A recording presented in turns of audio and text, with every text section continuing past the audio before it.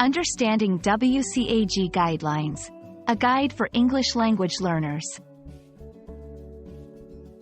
Hello and welcome, everyone.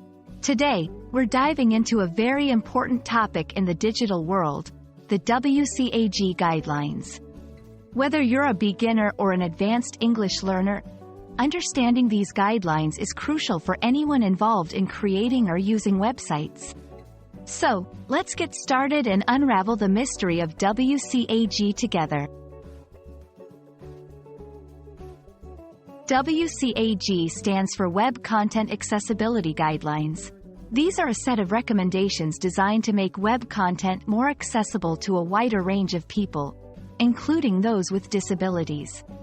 This includes providing alternatives for non-text content, making it easier for users to see and hear content, and ensuring that content is understandable and navigable.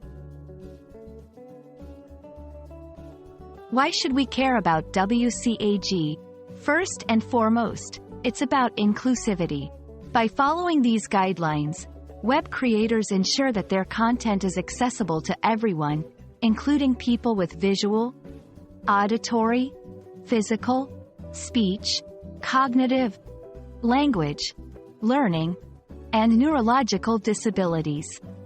This not only enhances user experience but also complies with legal standards in many countries. WCAG is based on four main principles. Remember the acronym POUR. 1. Perceivable. Information and user interface components must be presentable in ways that users can perceive.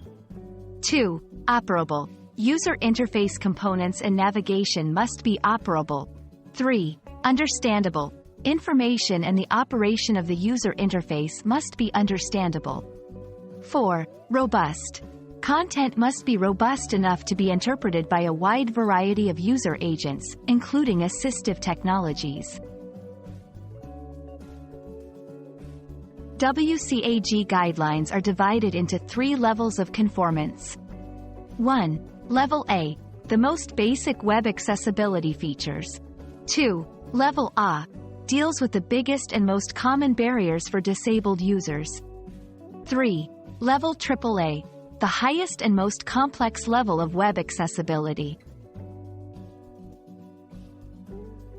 We hope this video has shed some light on the importance and structure of the WCAG guidelines.